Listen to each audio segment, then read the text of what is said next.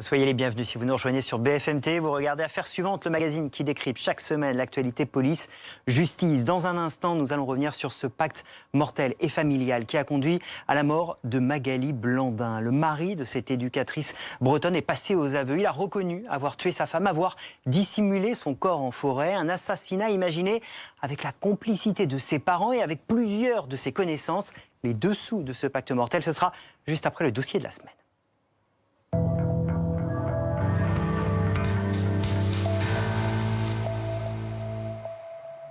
Nordal Lelandais est-il un tueur en série? Après les meurtres de la petite Maëlys, du caporal à Tournoyer pour lesquels il est soupçonné, il est désormais soupçonné d'un autre meurtre, celui de Thomas Rochekolb. Ce jeune homme de 18 ans retrouvé mort le 28 décembre 2015 sur les berges d'un cours d'eau près de Chambéry. Une nouvelle autopsie va avoir lieu pour tisser un éventuel lien avec Nordal Lelandais. Dans un instant, le témoignage du père de Thomas Rochekolb, sa vérité, ses espoirs. Mais d'abord, retour sur le profil toujours plus troublant de Nordal Lelandais avec Elisa Trana. Les gendarmes avaient conclu à une mort accidentelle lorsque son corps avait été retrouvé en contrebas d'une falaise sur la berge de ce cours d'eau près d'Aix-les-Bains en décembre 2015. Thomas Rochekolb, 18 ans, sortait d'une boîte de nuit à proximité. Ses parents n'ont jamais cru à cette thèse. Alors quand ils ont appris que Nordal Lelandais fréquentait la même discothèque, leurs soupçons se sont renforcés. Leur fils fuyait-il l'assassin présumé de Maëlys et d'Arthur Noyer?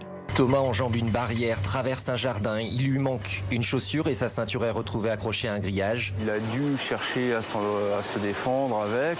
Comme 40 autres, le dossier Thomas Rochekolb a été passé au crible par la cellule Ariane, chargée depuis janvier 2018 d'établir des liens entre des disparitions ou morts suspectes en région Rhône-Alpes et l'emploi du temps de Nordal Lelandais.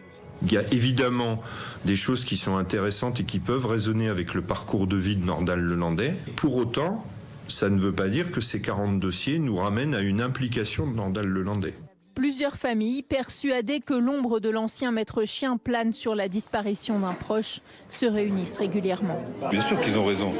La concomitance de lieux, de temps, de profils. On a quand même beaucoup de jeunes hommes. Aujourd'hui, Nordal Lelandais est incarcéré à Saint-Quentin-Fallavier, surveillé de près avant l'ouverture de son procès le 3 mai prochain pour le meurtre du caporal Noyer.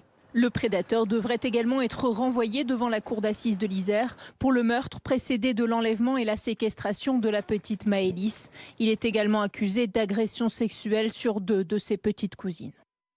Et sur le plateau d'affaires suivantes, Francis Rochekolb, bonjour. Merci d'être avec nous. Vous êtes le père de Thomas Rochekolb. À vos côtés, Bernard Bouloud, bonjour. Merci d'être là. Vous êtes l'avocat de la famille Rochekolb, l'avocat également de plusieurs familles de disparus dans cette région Rhône-Alpes. 5 dossiers précisément qui pourraient avoir un lien avec Nordal Lelandais. En tout cas, les gendarmes travaillent dessus. On va en parler précisément avec vous. D'abord, Monsieur Rochekolb, merci d'être là. C'est évidemment quelque chose de difficile pour vous que de venir parler, j'imagine, de quelque chose de si intime et personnel. Est-ce que vous pouvez peut-être d'abord nous rappeler dans quelles circonstances votre fils est disparu? En fait, le soir du 26 au 27 décembre 2015, Thomas avait décidé de sortir en discothèque comme tous les jeunes de son âge. Et puis, dans la soirée, voilà, il s'est passé des choses dans cette discothèque. On lui a demandé de sortir, de prendre l'air, parce qu'il avait un petit peu trop bu. Et puis, en fin de compte, sur le coup des 4h ou 5h du matin, je lui avais envoyé un message pour lui demander comment il allait. Il ne m'a jamais répondu. Et puis, en fait, de fil en aiguille dans la journée donc, du dimanche 27, j'ai cherché à le contacter à tout prix pour savoir où il pouvait être. Et en fin de compte, bon an, mal an, je suis passé des pompiers à la gendarmerie jusqu'à ce qu'ils décident d'engager des recherches à partir de 18 ou 19h le dimanche soir 27. Son corps sera retrouvé et les gendarmes, après enquête, vont plutôt aller vers la piste accidentelle. Pour vous, ça ne vous convainc pas? En fait, très rapidement, ils sont allés vers l'accident. Mais en fin de compte, quand on regarde un petit peu de plus près le chemin que Thomas aurait pu prendre, il y a certaines incohérences. Parce que d'un côté, passer une palissade, un grillage, et se retrouver là où il a été, demande une certaine agilité. Et d'un autre côté, on décrit un jeune homme qui était en état d'ébriété et incapable de faire ce qu'il a fait. Donc on peut déjà se poser quelques questions par rapport à ça. Et puis, bon, sa ceinture qui était accrochée au grillage, pourquoi elle était accrochée à ce grillage, et sa basket qui n'a jamais été retrouvée. Est-ce que ça veut dire qu'il a pu fuir quelqu'un, selon vous ? À mon sens, depuis le début, je pense qu'il a fui quelqu'un ou quelque chose. Ça peut être un chien, comme ça peut être effectivement un criminel. Là, malheureusement, à ce stade de l'enquête, parce qu'il n'y a jamais vraiment eu d'enquête, si ce n'est qu'à charge, pour montrer que Thomas, voilà, il avait bu, et puis il n'y avait aucun autre intervenant derrière. Il y aura une autopsie qui révélera quelque chose ? Alors, j'ai sollicité, avec l'accord de la famille du juge d'instruction, donc une autopsie, puisque curieusement, dans cette affaire, elle n'a pas été ordonnée. C'est le médecin urgentiste du CHU qui est venu constater le décès, et le parquet a autorisé l'inhumation quasi instantanément. Alors qu'il y avait, à mon sens, un certain nombre d'éléments qui auraient dû conduire tout de suite vers l'autopsie. Je rappellerai que le corps a été retrouvé sur son flanc droit, et il avait une blessure, on va dire, sur le haut du crâne. On n'a pas retrouvé de sang tout autour du corps. On n'a pas retrouvé de traces de pas tout autour du corps. Je rappelle qu'on est à 13-14 mètres au pied d'un ravin, sur les galets d'une petite rivière. Et plus grave encore, les gendarmes ont dit dans leur rapport qu'il serait fort improbable que Thomas soit tombé du rocher, c'est-à-dire du haut. Donc il se retrouve là, on ne sait pas comment, et ça n'inquiète pas notamment le parquet à l'époque. Donc à mon avis, il aurait dû y avoir effectivement à minima cette autopsie tout de suite. L'enquête a manqué en efficacité tout de suite. C'est-à-dire que toutes les recherches qui ont été faites après, elles ont été faites plusieurs jours après. On n'a pas saisi les vidéos, on les a seulement visionnées, mais ce n'est seulement que le 25 août 2016, c'est-à-dire plus de 8 mois après le décès, qu'on a visionné ces vidéos, mais qu'on n'a pu en faire que des captures d'écran. Parce que la gendarmerie n'avait pas le matériel. Et l'hypothèse aujourd'hui, la possibilité que vous avancez, c'est celle qu'il ait croisé la route de Nordal-le-Landais. Nordal-le-Landais qui connaissait cette discothèque, le Studio 54, où était votre fils. Il y a le fait qu'il connaissait cette discothèque, qu'il la connaissait bien, on va y revenir. Et puis il y a aussi un témoignage, celui d'une ancienne compagne de Nordal-le-Landais, qui est interrogée par nos confrères de RTL sur les différentes affaires dans lesquelles il pourrait être lié. Et elle va très clairement parler de l'affaire de votre fils. On l'écoute. Il y en a en tout cas une qui m'a interpellée, c'est celle de Thomas Rochekolb, en décembre 2015, où ce jeune a été retrouvé mort. Et en fait, je vais me souvenir qu'on a eu une violente séparation d'1 mois à peu près. Ça a été très violent pour lui, il est très en colère contre moi. Il y a des similitudes avec l'état de frustration et de colère qu'il avait juste avant l'assassinat d'Arthur Noyer. Ce témoignage est évidemment extrêmement fort. D'abord, est-ce qu'aujourd'hui, c'est la piste privilégiée aujourd'hui pour vous, pour expliquer la mort de votre fils? Alors la piste privilégiée, c'est une piste. C'est vrai qu'il y a beaucoup d'éléments qui viennent un petit peu combler le vide qu'il peut y avoir dans l'idée de ce qui a pu se passer. Mais c'est vrai que dès le départ, je pense à un chien qui aurait pu courser Thomas. On sait que le Landais est maître chien, qu'il est capable de sauter des obstacles, ce qui expliquerait le fait de sauter une première palissade et ensuite le grillage. Et de ce fait, voyant le chien courir et sauter tous ces obstacles, est-ce qu'il n'a pas retiré sa ceinture tout bonnement pour empêcher ce chien de venir franchir le grillage pour l'attaquer? Malheureusement, aujourd'hui, ça n'est qu'une hypothèse. Mais effectivement, on a quand même quelques éléments qui, aujourd'hui, posent question.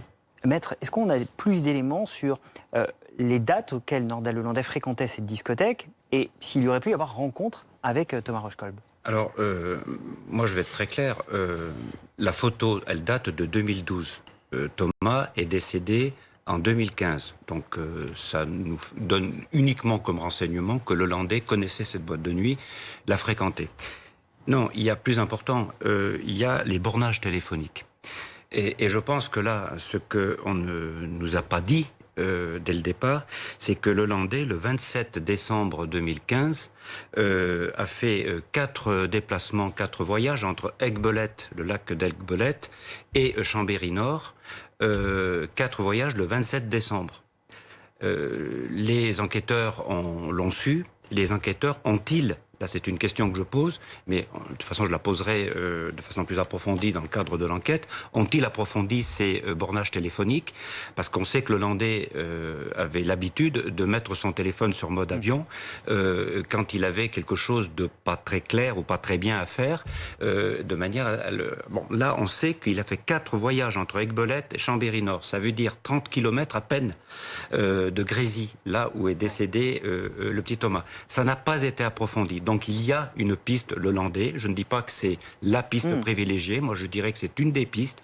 Il faut effectivement ouvrir cette porte, regarder ce qu'il y a derrière la pièce et puis ensuite à vérifier. Mais ça n'a pas été fait. Dominique, qu'est-ce qu'on sait de Nordal le Landais, tueur de la petite Maëlys, du caporal Arthur Noyer, de son profil qui pourrait ou non correspondre? On sait qu'il est un agresseur atypique, qui est capable et d'agresser des jeunes filles et d'agresser et tuer. Il est présumé innocent dans l'affaire Maëlys, pas encore jugé.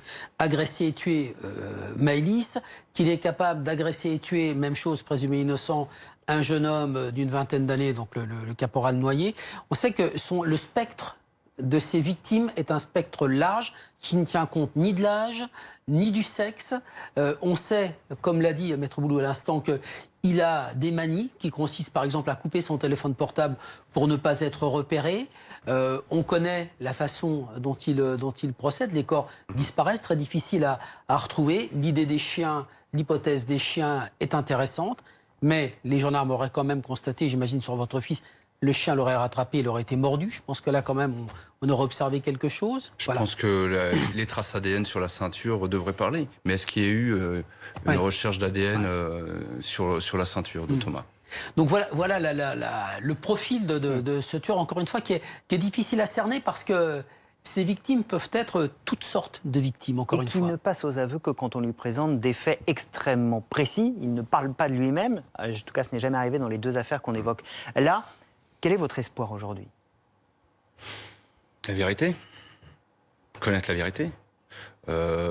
Encore aujourd'hui, j'ai totalement confiance en Thomas. Je sais que ce qui s'est passé n'est pas conforme à l'engagement moral que l'on avait l'un envers l'autre. S'il y avait eu un problème de santé ou quoi, il a trop bu, il se serait assis quelque part, il m'aurait envoyé un SMS, il sait que j'aurais passé une soufflante, mais ça s'arrêtait là. Il serait pas parti, je ne sais où, pour quelle raison, j'en sais rien. Vous voyez, il y a des choses qui sont incohérentes. Et là, Thomas, je fais totalement confiance à sa façon d'être à ce moment-là. Il serait resté sur lui-même, à attendre que ça aille mieux. Il avait sa veste quand même dans la discothèque, avec les clés de la maison. Le ticket de vestiaire de ses amis avec qui il était. Donc c'est quand même, c'est quand même beaucoup de choses comme ça. Beaucoup d'incohérences. Voilà. Et c'est vrai que cet espoir de début d'enquête, j'espère effectivement avoir de vraies réponses et pas à charge. Est-ce que, maître, vous avez une idée désormais des prochaines dates, des prochaines étapes? Le plus important, c'est déjà d'attendre le rapport d'autopsie qui va prendre, à mon avis, plusieurs semaines, voire plusieurs mois, puisque je pense que le corps va passer dans plusieurs services pour l'anthropologie notamment, et puis d'autres radios, etc., pour vérifier les fractures, si elles sont dues à une chute ou dues à des coups portés, notamment avec un objet contondant ou autre. Bon, ça va prendre du temps. Après, si la piste accidentelle... La piste accidentelle, à mon avis, ne pourra pas être confirmée par l'autopsie. Parce qu'il y a d'autres incohérences dans le dossier, notamment des témoignages qui auraient dû être approfondis, qui ne l'ont pas été, notamment d'une personne qui fréquentait le Landais encore le jour des faits, et qui fait partie de la police nationale et qui n'a pas été entendue complètement. Elle a été entendue, mais pas de manière approfondie. Elle aurait pu nous apporter, cette personne, des éléments très importants sur la suite. Donc, il va y avoir beaucoup de mois qui vont s'écouler, mais on ne lâchera rien, puisqu'effectivement, cette enquête a été faite trop vite. Vous savez, le 28 décembre, le jour où on a retrouvé le corps, c'était quand même à 3 jours de la Saint-Sylvestre. Et beaucoup de gens étaient peut-être débordés, pas tellement le cœur à l'ouvrage, on n'en sait rien. N'empêche qu'aujourd'hui, 5 ans après, eh bien, on va tout reprendre à zéro. Et le papa et la maman sont très déterminés pour y arriver. Et moi avec. Et on suivra évidemment ces prochaines étapes. Merci beaucoup, monsieur Rochkolb. Merci, maître, d'être venu sur le plateau d'Affaires suivantes. Vous restez avec nous dans un instant. Les dessous de ce pacte mortel passé par le mari de Magali Blandin, cette mère de famille portée disparue depuis le 12 février. Son corps a été retrouvé à 2 km, enterré dans la forêt, 2 km de son domicile familial. Le mari a reconnu devant le juge avoir tué sa femme après avoir passé un accord avec ses parents, avec des connaissances. L'histoire est hors du commun, ce sont les mots du procureur. Tous les détails dans un instant.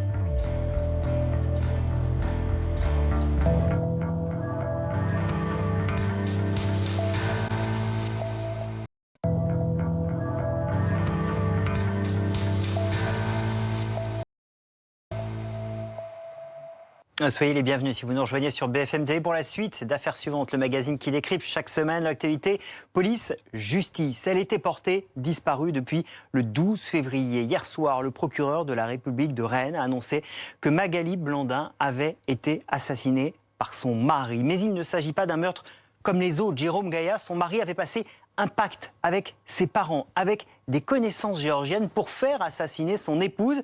C'est lui, finalement, qui lui a donné la mort. Des faits qu'il a avoués parce que menacé par ses complices qui avaient fini par le faire chanter. Une histoire hors du commun, dit le procureur. On va essayer d'en tirer les différents fils avec nos invités dans un instant. Mais d'abord, retour sur les derniers éléments de cette affaire avec Jordan Ray. Sur les indications de son mari Jérôme Gaillard, le corps de Magali Blandin a été retrouvé dans une forêt de Bois-Gervilly. Il a raconté l'avoir attendu devant son domicile et l'avoir tué à coups de batte de baseball, des circonstances précisées par le procureur de la République de Rennes, Philippe Astruc.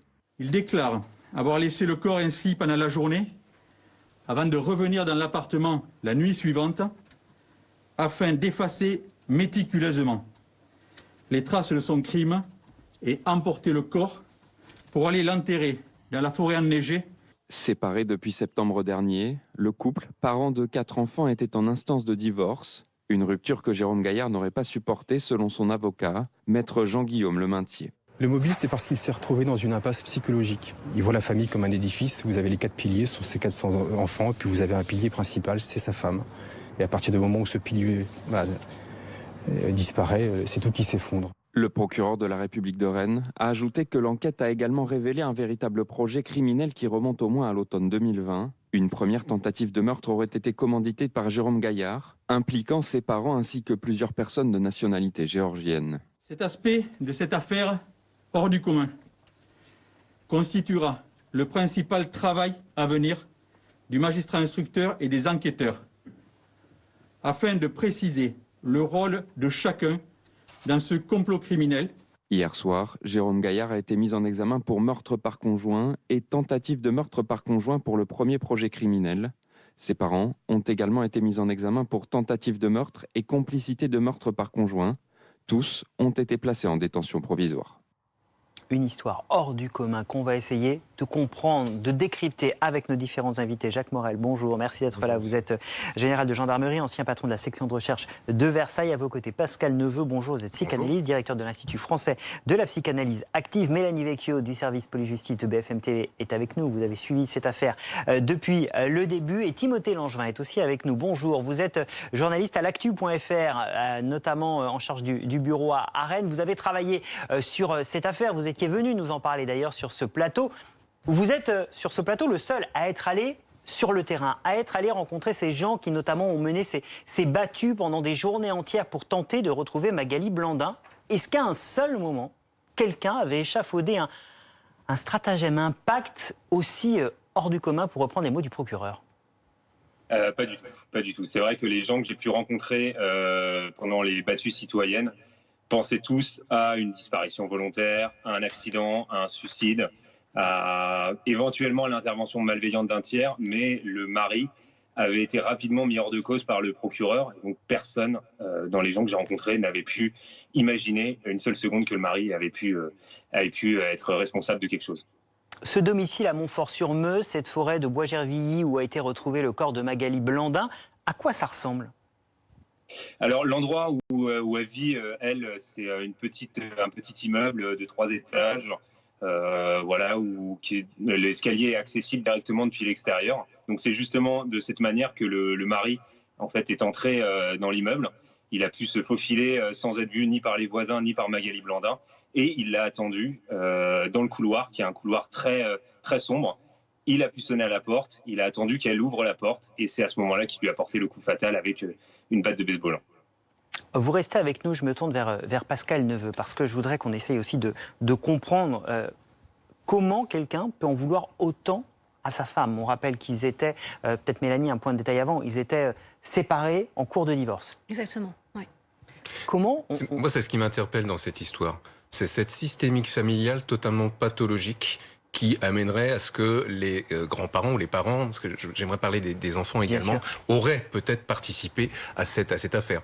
Vous savez, vous avez dans le socle éducatif des valeurs qui sont définies par notre éducation personnelle, morale, religieuse également, et qui font qu'à un moment donné, on va peut-être surévaluer, suridéaliser sa notion de couple et sa notion de famille. Et c'est ce que disait l'avocat également. Finalement, il s'est trouvé totalement déstabilisé et désarçonné lorsqu'il y a eu cette séparation. C'est comme s'il ne vivait plus. Il n'a pas de travail non plus. Donc on peut questionner l'identité à travers tout cela. Et vous avez des gens, dans les couples, l'autre, c'est sa moitié. C'est une extension de soi-même. Et quand l'autre n'est plus là, quand l'autre vous annonce une séparation, on peut se retrouver dans un vide immense avec un déferlement psychologique, une décompensation psychologique qui peut amener à ce genre de passage à l'acte. Mais il est totalement conscient de ce qu'il a mis en place. On le voit très bien. Ça a été très, très, très bien orchestré.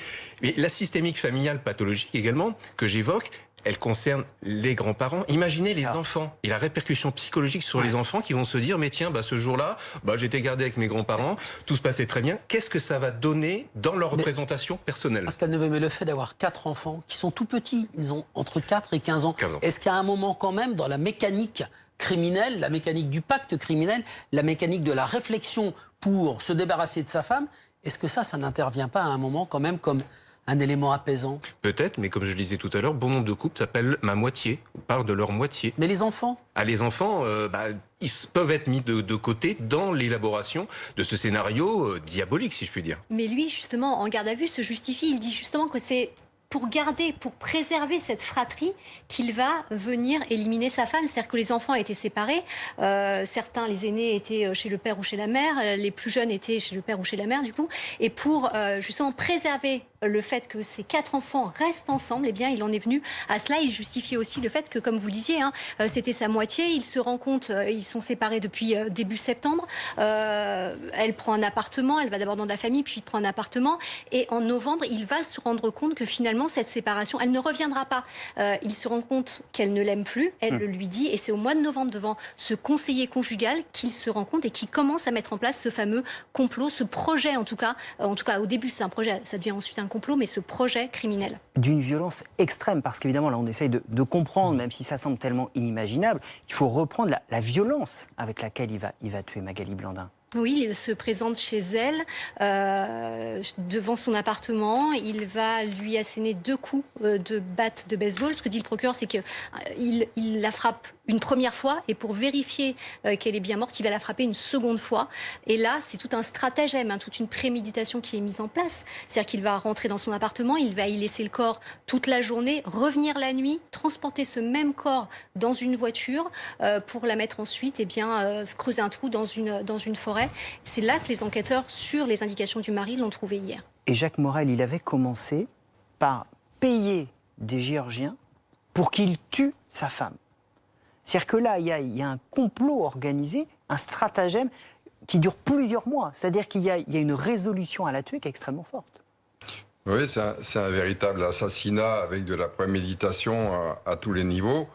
Ce qui est effectivement surprenant, c'est de voir la rage qu'il peut encore avoir des mois après avoir échafaudé son projet et passé à l'acte lui-même.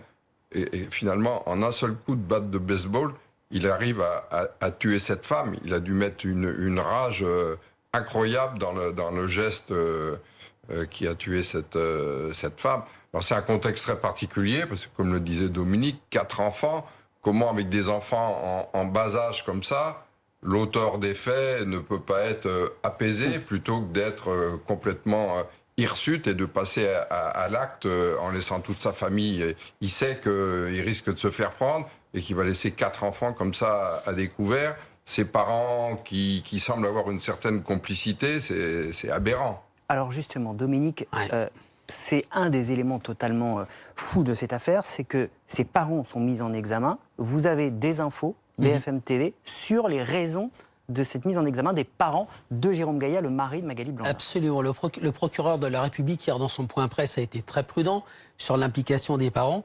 Et en fait, cette question à laquelle il n'a pas voulu répondre, l'implication des parents, donc ils sont mis en examen pour tentative de meurtre et complicité de meurtre, eh bien, on peut vous révéler qu'on s'oriente vers une complicité matérielle des parents et une complicité de projet qui les concerne.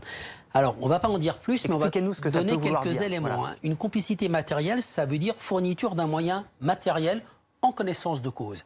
Ça peut être la voiture, ça peut être la pelle qui a servi à creuser le trou dans la journée, dans la forêt, ça peut être la chaux qui a été versée sur le corps, un objet ayant servi au nettoyage, puisque je vous rappelle que la scène de crime a été nettoyée. Donc ça peut être un objet qui a, voilà, ça peut être la fourniture d'un moyen qui est de l'argent, ça peut être la fourniture d'un alibi. En tout cas, il y a une implication des parents qui ont fourni un moyen matériel et ça constitue des soupçons graves sur les parents. Jacques Morel, qu'est-ce qu'on fait avec ces éléments? Comment vont travailler les gendarmes désormais pour remonter tout ce qui s'est passé? Je pense qu'il y avait une grosse cellule d'enquête qui a été constituée à la suite de cette histoire, puisqu'après les battus, il n'y avait aucune piste.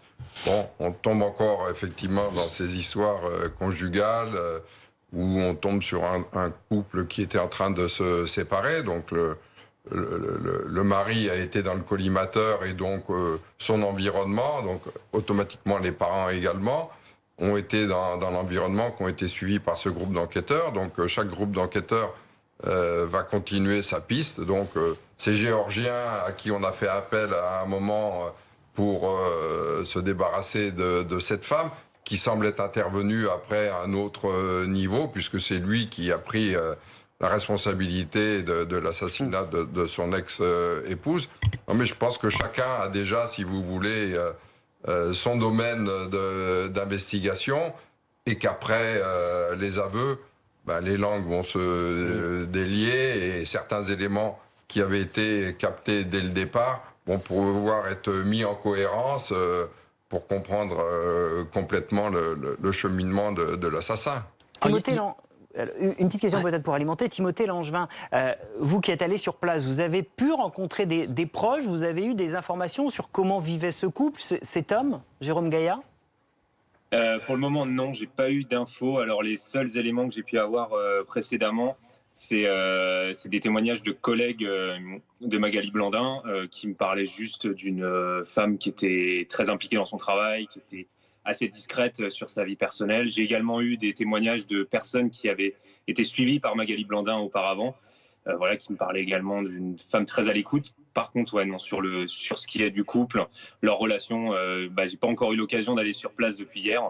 Et donc non, sur Jérôme Gaillard, j'ai pas eu d'infos ni sur leur couple.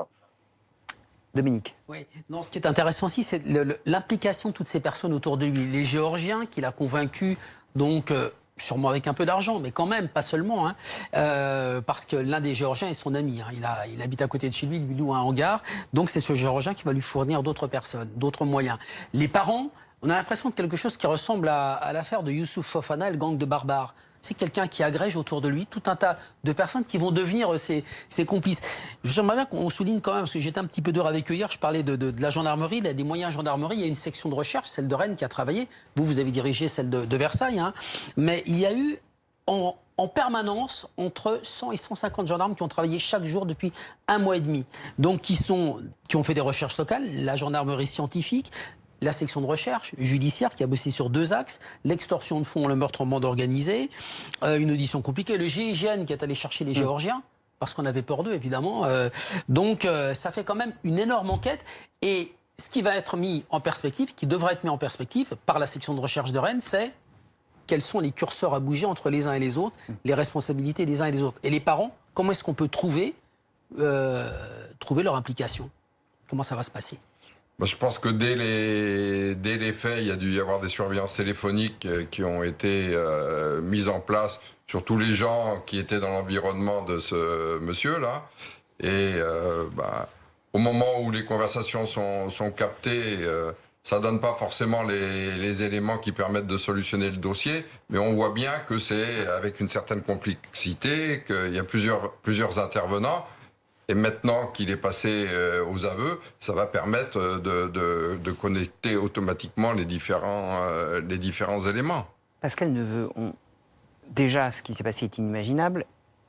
Les grands-parents, les parents de Jérôme Gaillard ont donc, et c'est ce que nous dit Dominique, participé, peut-être d'un point de vue matériel, en tout cas c'est l'objet de la mise en examen, au meurtre de Magali Blandin. Ça nous semble encore plus inimaginable. Vous savez, je voudrais rappeler déjà dans un premier temps qu'une femme meurt sous les coups de son mari tous les 2 jours et demi en France. C'est fait 100 femmes qui décèdent tous les ans. Il ne faut pas le négliger. Je pense que là, en revanche, on est dans une affaire beaucoup plus complexe. Vous savez, un couple, c'est l'amour et la haine. Hein. Quand on aime quelqu'un, on le déteste tout autant. C'est Eros et Thanatos également. Mais à un moment donné, comme je le disais, ou je tentais de le dire tout à l'heure, quand on a un idéal de la famille par rapport à son éducation, on peut défendre son enfant, on peut défendre ses valeurs familiales et détester la personne qui fait souffrir son enfant et donc participer malheureusement à cette horreur. Mélanie. Oui. Juste pour ajouter quelque chose, ça s'inscrit dans un contexte, l'implication des parents en tout cas.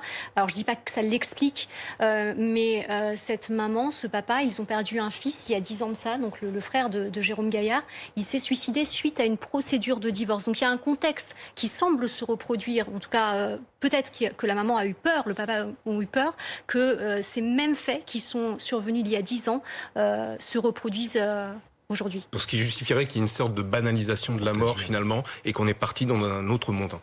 Et nous sommes avec maître Jean-Guillaume Lemaintier. Bonjour, merci d'être avec nous en direct dans Affaires suivantes. Vous êtes l'avocat de Jérôme Gaillard. Merci de prendre un moment pour répondre à nos questions. Évidemment, on est tous stupéfaits. On a du mal à comprendre. Est-ce que votre client vous a parlé ces dernières heures, vous a peut-être essayé d'expliquer ce qu'il avait fait?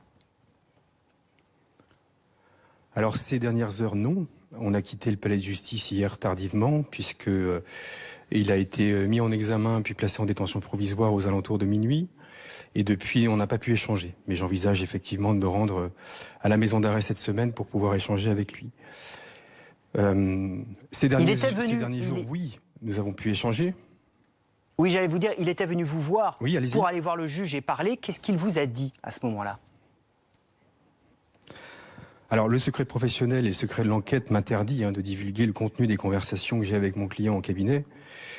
J'ai pu notamment prendre connaissance des communiqués du parquet, notamment le premier communiqué où il était fait état de ce rendez-vous devant le magistrat instructeur. Nous avions dénoncé des faits d'extorsion dont il était victime et il se sentait menacé par ces individus. Donc, nous avons fait la démarche de dénoncer ces faits d'extorsion.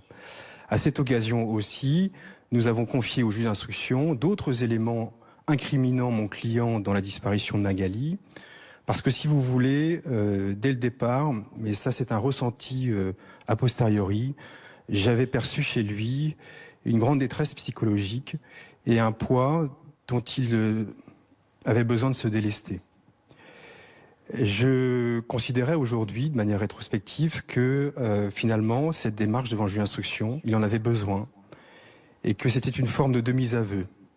En tous les cas, il s'est délesté partiellement, d'ores et déjà, de ce poids de la culpabilité. Nous avions anticipé son placement en garde à vue, nous en avions échangé, nous l'avions préparé. Et donc, lorsqu'il a été interpellé, il n'y avait pas de surprise. Et je dirais simplement que il n'aura pas mis longtemps à le craquer. Il avait besoin de se délester totalement de ce poids qui le rongeait, qui l'empêchait d'avancer. Et surtout, je crois que il était acculé par sa conscience. qui lui imposait quelque part de pouvoir reconnaître enfin où se trouvait Magali, parce que c'était en somme la priorité au moment de la garde à vue, pour que cette famille puisse retrouver et récupérer la dépouille de Magali et enfin pouvoir faire son deuil. On a échangé longuement à l'occasion de cette garde à vue. Je ne divulguerai pas le contenu de cette conversation, mais c'était malgré tout la priorité pour ces 4 enfants, qu'ils puissent retrouver leur maman, ou en tous les cas pouvoir se rendre sur la tombe de celle-ci pour pouvoir faire, en tout cas entamer un travail de deuil, si tant est qu'on puisse se relever d'un tel drame, ce que je ne pense pas. Maître, on imagine qu'il était affecté au moment où il était dans le cabinet du juge. Vous pouvez nous décrire comment il était ? Il était très affecté, oui. Vous savez, vous avez les mots, et puis vous avez le corps qui parle aussi. Et il n'a cessé, en réalité, de pleurer, de s'affaler, de s'effondrer. Et ça traduisait quelque chose qui maintenant prend tout son sens, quelque part. Je crois que c'était nécessaire pour lui. Maintenant, une fois qu'il est passé aux aveux, naturellement, et puis les expertises nous enseigneront aussi ce qu'il en est, mais il y a une forme d'effondrement psychique aussi, lorsque vous évacuez tout cela. Donc oui, nécessairement, il était très, très abattu et très dévasté par ce qu'il avait fait, oui. Sans nous dévoiler les contenus de vos conversations avec lui, est-ce qu'il a évoqué avec vous ses parents et le rôle qu'ils ont joué dans cette affaire ? Alors ça, oui. Et ça, il m'autorise à communiquer là-dessus. C'est vrai qu'il l'affirme à corps et à cri qu'il est le seul responsable de ce crime et que seul lui doit payer. Ses parents n'étaient pas informés du dessein criminel, des détails, de la consistance de ce qu'il avait prévu. La question qui pourra se poser, c'est de savoir si les parents étaient au courant a posteriori, est-ce qu'ils s'étaient confiés ou pas. Mais encore une fois, le fait d'avoir connaissance d'un crime commis par un ascendant ou un descendant ne peut pas être poursuivi pénalement. Et on peut le comprendre puisque c'est des questions de conflit de loyauté qui se mettent en place. Donc les investigations vont se poursuivre concernant les parents, mais rien à ce stade, à mon sens et selon mon client, ne permet de les mettre en cause et surtout pas surtout les incarcérer, je dirais. Merci beaucoup, maître. Ils ont Merci d'avoir 72 ans et 75 ans, c'est dramatique. Merci d'avoir été avec nous dans Affaires suivantes. Mélanie Vecchio, on entend évidemment l'avocat de Jérôme Gaillard nous expliquer qu'il avait besoin de décharger sa conscience. Il faut quand même rappeler qu'il est allé parler au juge avec son avocat parce qu'il était l'objet d'un chantage. Oui, c'est finalement l'accélérateur, c'est ce qui a accéléré cette enquête, parce qu'au début, les enquêteurs partaient sur toutes les pistes. Il n'y avait pas de piste privilégiée, c'était le suicide, ça pouvait être le départ volontaire, bien évidemment la piste criminelle, mais sans privilégier une piste par rapport à l'autre. Le mari qui n'était pas non plus, le procureur l'a dit hier, il n'était pas non plus dans le viseur des enquêteurs. Mais il n'était pas mis hors de cause. Il n'était pas mis hors de cause. Les gendarmes l'ont toujours surveillé. Voilà, comme dans toute affaire où évidemment une maman disparaît avec une maman de 4 enfants disparaît, donc c'était suspicieux bien évidemment. Il y a cette piste criminelle avec soit le rôdeur, soit l'homicide familial. Et puis, il se présente la deuxième semaine des vacances scolaires devant le juge d'instruction en disant qu'il a peur, qu'il est victime de tentatives d'extorsion de fonds. Et là, eh bien, il va donner des éléments, comme l'a dit son avocat, il va donner des éléments très concrets au juge d'instruction. Il va dire qu'il existe un enregistrement où lui-même affirme, un enregistrement fait à son insu, où lui-même affirme qu'il veut tuer sa femme. Et il dit qu'il a donné 20 000 € pour ça à des Géorgiens. Et donc, là, il va partir du bureau du juge libre. Il va être ensuite reconvoqué et mis en examen. Un mot pour terminer, un mot pour ces 4 enfants jeunes. Le procureur nous a dit hier qu'ils ont été mis en sécurité. Une équipe de psychologues va notamment essayer de leur expliquer ce qui est explicable, au moins les faits, le décès de leur maman, le corps retrouvé, l'enterrement à venir. Comment vont faire ces 4 enfants pour la suite ? C'est tout un travail de deuil au niveau de la notion de famille, au niveau de leur maman, bien évidemment, au niveau de leur papa, qui apparaît maintenant sous une identité de criminel, 4, 7, 12, 14 ans. C'est pas les mêmes propos, c'est pas les mêmes discours qu'on va tenir, donc il faut absolument que ce soit des psys qui soient spécialisés dans le travail de deuil, en expertise criminologique également, pour trouver les mots les plus justes, les plus adaptés, pour qu'ils puissent se retrouver et faire tous ces deuils multiples. Là, c'est une bombe énorme, qu'on doit absolument déminer, d'autant plus qu'on peut imaginer malheureusement, mais j'espère que tous les services vont faire en sorte qu'on puisse les maintenir dans une même structure d'accueil et familiale. C'est très rarement le cas, ils sont 4. Et c'est quelque chose d'absolument dramatique. Il ne faut pas imaginer non plus qu'il n'ait pas les ressources intérieures pour pouvoir résilier et remonter la pente. Merci beaucoup. Merci beaucoup à vous tous d'avoir été avec nous pour cette émission largement consacrée à cette affaire Magali Blandin qu'on va continuer évidemment à suivre avec attention dans Affaires suivantes. Dominique, on se donne rendez-vous dimanche prochain pour un nouveau numéro d'Affaires suivantes. Bon dimanche d'ici là sur BFM TV.